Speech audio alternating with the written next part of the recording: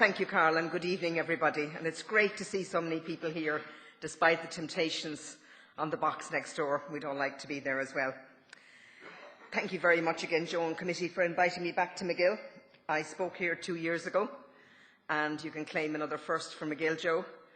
At that stage, I was looking at some of the work I'd been asked to do in terms of the child deaths report and indeed the Roscommon case. And I had come to the conclusion that the HSE, as it was not fit for purpose in terms of child welfare and protection.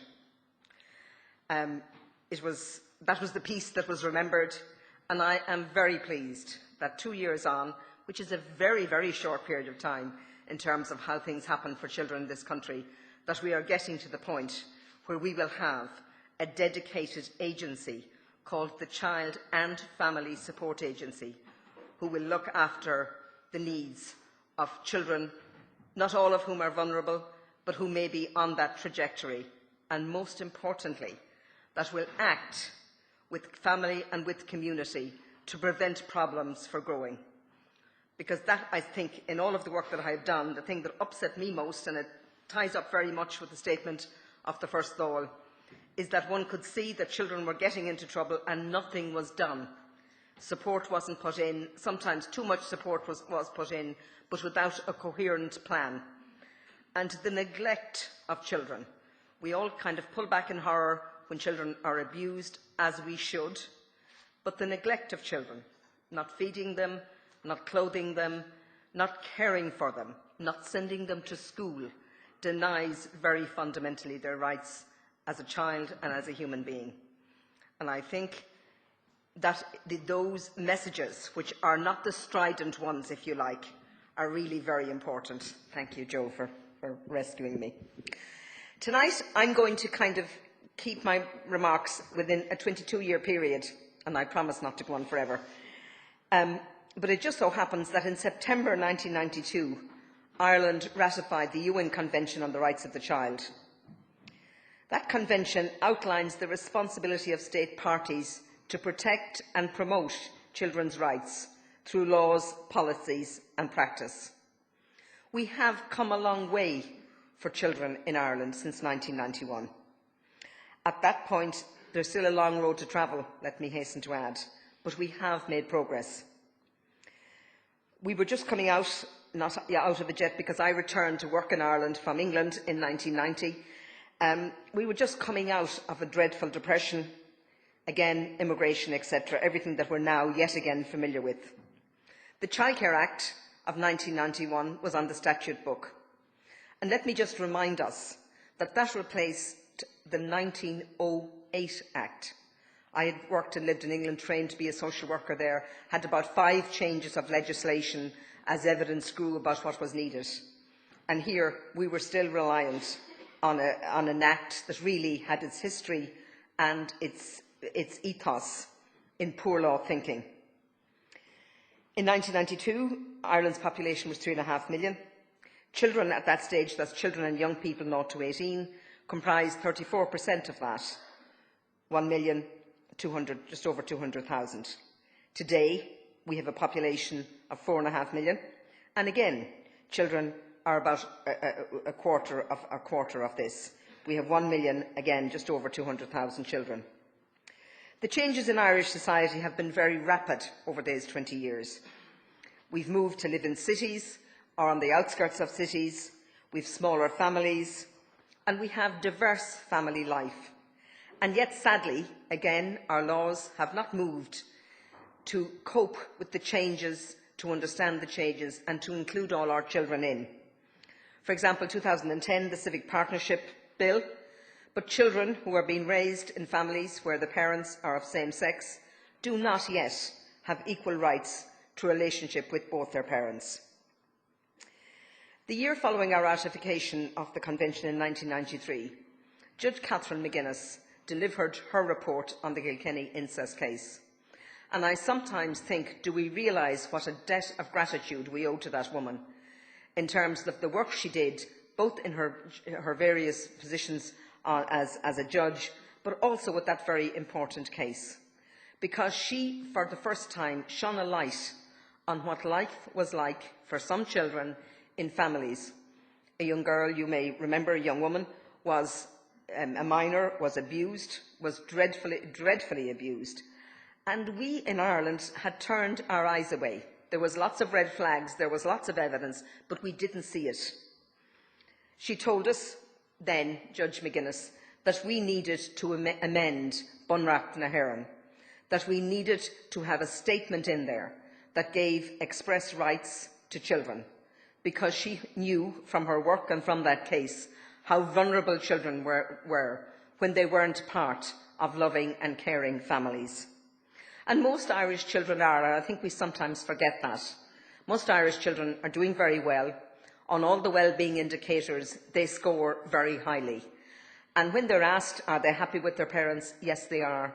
And most of our children have loving and caring parents. And it's not just children who are at home with their families who say they're doing well. Many of our children in care are living in very good foster homes or in good residential settings, and they're doing well as well. So we have things that we have to remember. But I suppose we are concerned with the children who are not doing so well. And the children, I was a member of the Ryan Commission who looked at institutional abuse in this country over a long time span. And the children who were placed in institutions were children often from big families, children from lone parents, who was parented by a mum alone. And we put them into institutions, and we used our 1908 Act, and then we forgot about them. And I think all of us recognise that when the Ryan report was finally published in 2009, that the country was suffused with anger, with shame. And I want us not to forget that, not to forget what happened, because it happened in our name and we were all part of the society. We've had a number of reports. I'm not going to go through them all. Institutions, Ryan was the big one. Clerical abuse, Murphy, Ferns, Cloyne. Family abuse, the West of Ireland farmer, Kelly Fitzgerald, Monageer and Roscommon. And I think out of that what we know is that sometimes as a society we have left children in situations to fend for themselves when we as adults would not have been capable of doing it. And I think this morning that the word resourcefulness was used. Many of those children were extremely resourceful and they survived despite what happened to them. And I had the pleasure of speaking to over 800 of them who came to talk to us in the Ryan Commission. And I was just so impressed with how they had done. And one of the women said to me, Norah, if we had been given an education, we would have run the world. And they could. They were absolutely excellent. So where are we now? As we're here in Glinties in 2012, we're approaching the 20th anniversary of our commitment to enshrining the principles of the UN Convention on the Rights of the Child. I am encouraged by the strides we have made. I have to say that most of those strides are very recent. We had argued in Bernardo's, as had other organisations, that we needed a proper Minister for Children. And I remember teasing some of our Minister for States in the past, saying, all I want for you is for you to be a proper minister. Are you not just delighted that that's what we're looking for? We now have a proper Minister for Children, a full voice around the Cabinet table, and I am very delighted with that. We also have some other important things happening that Judge McGuinness looked for when she looked closely at what happened in Kilkenny. We're having Children First being put on a statutory basis. And a previous colleague of mine, whom you all listened to this morning, Madeleine Clark, in 1987 or 1988, I can't remember exactly, Bernardo's and I think the ISPCC were the only organisations who were saying we need to have to report that when we know something is happening to a child, we should have a duty to report it. It's very straightforward. Nobody has ever explained to me when or why you would not report if you knew that a child was being abused. Yet it has taken us until now to come that far forward and to recognise that we owe that to children who are in trouble. Most importantly, and above all else, the Irish Republic will be given an opportunity to vote on a referendum to strengthen children's rights in the Constitution this autumn, and I'm quoting the Minister, marking what will hopefully be a new era for our state in how we respect, value and protect children. and in my view, this would be a fitting tribute to the children that we were unable to protect, and also to the work of Judge Catherine McGuinness. In addition, and as I said to you 2 years ago, I said, look, the HSE is not working for children and families. Now again, we have a proposed establishment for the Child and Family Support Agency, and it is to start in January 2001. And I must say, I do like things to be timetabled, because then you know that there's some hope of progress, and you can call people to account if it doesn't happen. I said the reason we needed a standalone agency was because there was a lack of leadership, there was a lack of national standards, there was no clear assessment model or framework, and all of that, I'm very hopeful, will now be put into place. I must give one caveat though. The Minister asked me to work as part of the task force that would offer her some advice and guidelines as to what this new agency would look like. And we started from putting the child at the centre and saying, if I'm a child in Ireland, if I am in a situation where I'm going to need more support than my family can give me for whatever reason, what do I want? And we are recommending that many of the services that have stood aside, that have left the job perhaps to social workers when they should have been involved, that we're suggesting that they come together to form this new agency. It has a number of advantages in that it will give the opportunity to make sure that we work cooperatively, that there's a cohesive group, and that they are ranged around the child, and that nobody steps away. I think it is likely that the Minister will find that there are some professional groupings who don't want to be part of that, who want to remain where they are, even though where they are is changing by the moment. And I'm hoping that the Government will very much stick to what has been recommended. They can do better things, of course, if they wish. But if we don't create this agency with the National Education Welfare Board, the family support services that are around the country, organisations like Bernardo's, the community, the children and adolescent mental health services, very importantly, being part of this new agency, then it will fail, and it had been better for us that we hadn't tried at all. It is really important, and we really need this government, who have made a great start, to keep with it. In the work that myself and Dr. Shannon did together on the deaths of children who were in care or known to the system, too often there were issues of mental health issues beginning to emerge, and nobody in sight for a social worker to refer this child to. I'm a social worker. On your own, you can do very little. You can work actively with families, you can hear what children want to think, but there has to be other services ranged around as well. And it was very depressing to know that it has been government policy, it has been the law of the land for a number of years, that children aged 16 to 18, young people, should be dealt with by the child and adolescent mental health services, and that still they are sent into adult psychiatry wards. That should not be allowed to continue, and the only way to stop it is for us all to gather and work together and work for children. So we're doing a bit better than we were, but there's one issue that has continued to dog Irish life and Irish children, and I'm talking about the impact of generational and intergenerational poverty on our vulnerable children and communities. There is a significant crossover between child welfare and child poverty. I am not suggesting for a moment, and indeed I know much better, that child abuse and child welfare issues doesn't crop up right across our society. But the pressures of ongoing poverty, the issues that arise from that, and in communities, and you know when you go into them, that are so disadvantaged over generations that people in the communities have sometimes themselves given up, the difficulties that that's created. And during all our days of Celtic Tigers or whatever, we did nothing to really move and change the goalposts with relation to childhood poverty. Now, in 2002, I think the Celtic Tiger was just beginning to roar away then, There was a commitment from the then government, Taoiseach Bertie Ahern and Minister for Social, Community and Family Affairs, Dermot Ahern. They launched the National Anti-Poverty Strategy. The commitment was to reduce consistent poverty to 2% from 6%. 10 years on, consistent poverty rate remains static at 6.2%.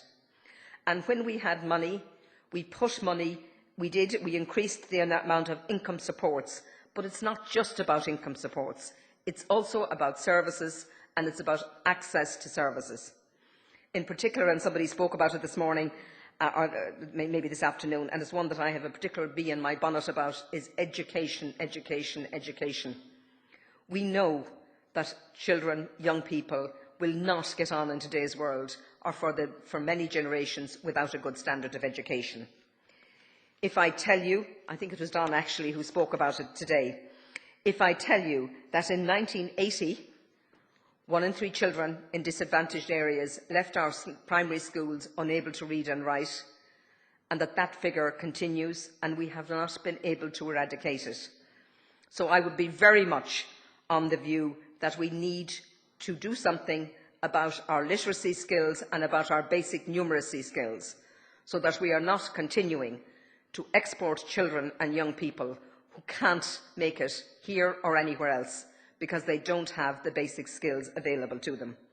And I think it should become a national issue for us to look at where we're going wrong. We prided ourselves for a long time on the strength of our educational establishment. We said we did well.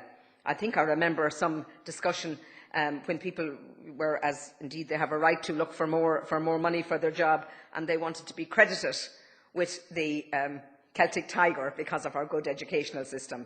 I've never heard anybody saying, please take away my money because children are leaving my school unable to read and unable to write to a satisfactory conclusion. One of the things that did help lower the rate of poverty during our Celtic years was the payment of the child benefit. It is directly correlated to lessening to somewhat the extent of relative poverty. The debate over the last few weeks, you'll know, we're back again. Are we taxing it, or are we going to means test it? I note yet again that we've been told that we can't tax it because the IT systems in the Department of Finance does not talk to the IT systems in the Department of Social Welfare, so they don't know who's getting child benefit, because, as you know, it's a payment to women. Bernardo's take the very strong view that child benefit should not be means tested. By all means, tax it for our wealthier families. And I know that some of them went on RTE to say that they shouldn't be getting it. Give it back. Don't claim it. But it is an important money for families, particularly for families who are working but who are on very poor wages.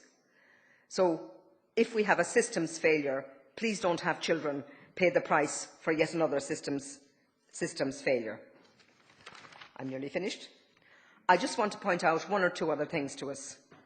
A recent Social Justice Ireland report indicates that we are not succeeding at protecting our most vulnerable during these years of austerity. In fact, Ireland's poorest families experienced an income drop of almost 20% in 1 year, while the income of the richest increased by 4%. In 2010, the top 10% of the population received almost 14 times more disposable income than the poorest 10%. It was 8 times more in 1980. What this tells me, and us I hope, is that successive budget decisions have not spread austerity evenly. They targeted low and middle income earners, and we are seeing the impact of that in families across the country, and I'm sure that you are as well. There are very many children and families who never benefited from our Tiger. They continued to live in poverty and disadvantage throughout the last decade. And I am really pleased. This morning, for me, there was a lot of really good work being done there, and we need that type of work to continue, because clearly no organisation, no state by itself can help to solve all these problems. It's essential, therefore, that the new agency it's not seen as the only player in the goal of reducing poverty. We need a whole-of-government approach. We need all of the departments and their ministers to work together for solutions that will deliver the kind of reform we need. And we need them to work with other interested parties who want to deliver the same ends. So lots of working together, not just in the voluntary and community sector, not just in the government sector, but across all the sectors, because I don't know of any other way that we're going to solve this. We really need strong political and policy will to ensure that this programme for government, that their commitment to combat child poverty is pursued. And we have dwindling resources, but we are making decisions about the way that we spend it, whatever resources we have. It's not just happening to us. In the debates that followed the publication of the Ryan report, our President Taoiseach Eamon Gilmore quoted James Connolly's challenge to the Labour Party to achieve a country, and I quote, where every child on Irish soil will, by the mere fact of its existence, be an heir to and partner in all that the country produces, will have the same right to an assured existence as the citizen has today to his citizenship. Deputy Gilmore followed this by saying, more than 100 years later, the 21st century must become the century that the Irish people hold true to and deliver on our obligations to all our children and young people. I wholeheartedly endorse those words. We are living through difficult economic times, no easy decision and no easy wins. But I want us to put our children first when we're making the kind of choices that none of us want to have to make. We need that because we need to deliver opportunity, possibility and hope. Anything less is a failure on our part to deliver the kind of childhoods and the kind of society that will make us strong long into the future. Minister and colleagues here, it is crucial we do one thing and we get it right in 2012. Key thing for me, we get the wording of the children's referendum right. We give parents who are the best advocates for their children the possibility to further protect and strengthen the rights of their children. We make it happen for children and families in 2012. And I say to all those of us who are over 18, some of us long since gone over that, who can vote, please vote yes for children. They don't have the vote. I know they're considering it, bringing it down on the Constitutional Committee, whatever they're setting up. But they're relying on us, and we cannot let them down again. Thank you.